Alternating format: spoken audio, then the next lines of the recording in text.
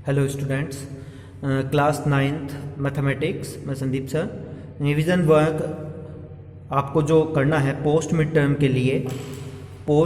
के लिए जो आपके 4 चैप्टर हैं उनका रिवीजन वर्क आप देखें।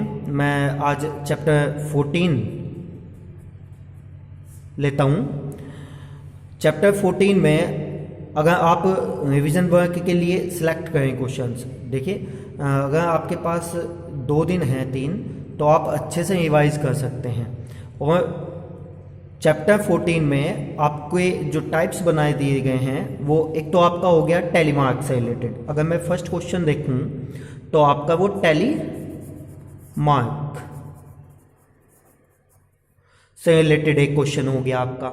इसका आप अच्छे से रिवाइज करें। टैली मार्क यानी जितने भी नंबर दिए हुए हैं उन्हें आप काउंट करके लिखें। जैसे पहले ही क्वेश्चन वहाँ ब्लड ग्रुप से रिलेटेड है, ठीक है, ब्लड ग्रुप से रिलेटेड है, जैसे O A B ऐसे दिए हुए हैं, तो वहाँ पे आप इनका टैली मार्क देखते हैं। क्या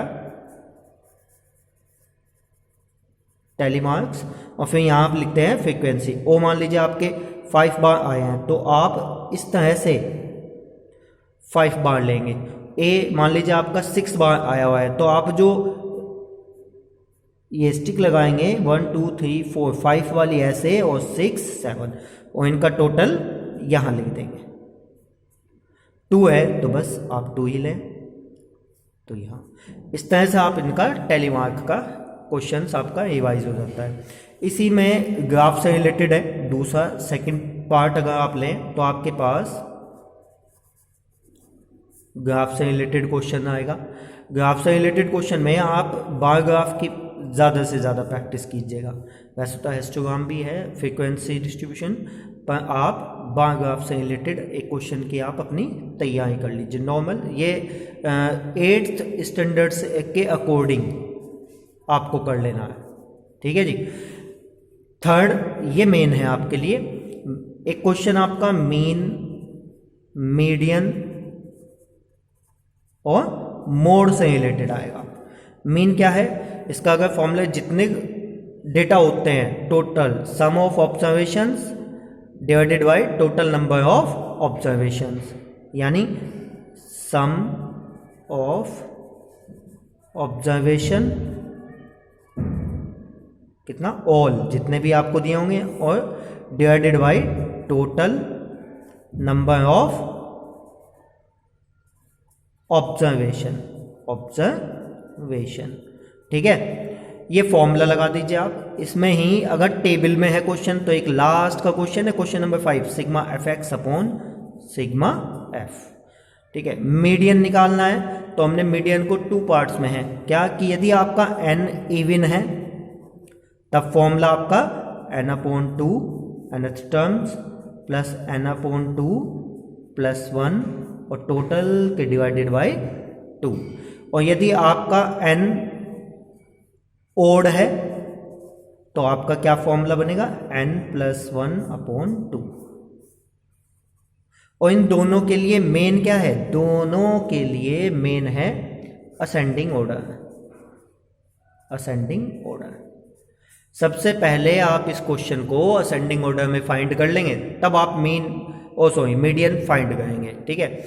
इसी के बाद आपको इसमें एक वैल्यू फाइंड करनी होगी x, तो वो भी इसी के अकॉर्डिंग आता है। मोड में भाई जो मैक्सिमम नंबर रिपीट होते हैं वही आपका क्या है, ओ मोड है, मैक्सी नंबर,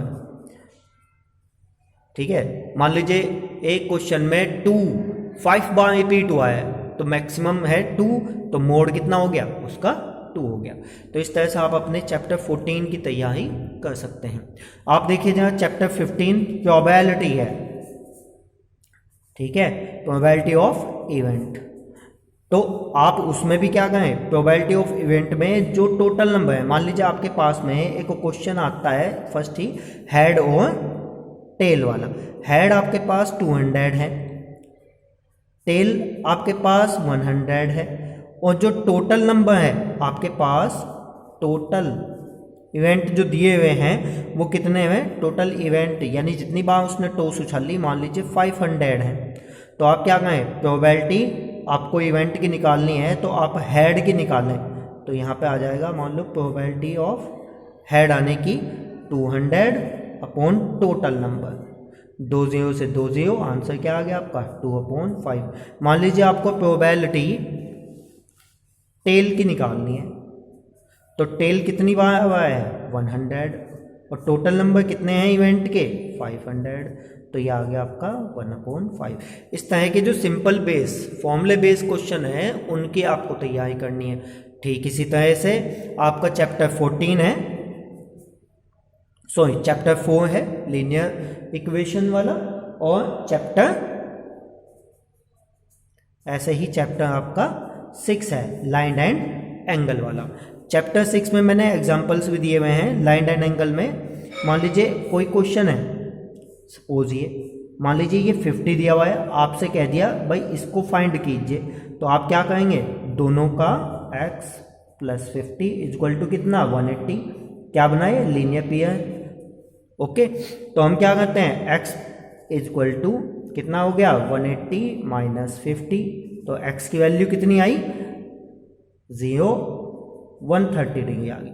इस तरह के सिंपल बेस क्वेश्चन होंगे, कुछ आपके एक्सरसाइज के भी होंगे। ठीक है, फर्स्ट एक्सरसाइज में जो छोटे छोटे सिंपल से क्वेश्चन है शो दैट वाले, ठीक है, या प्रूफ वाले, उन्हें भी आपको रिवाइज करना है।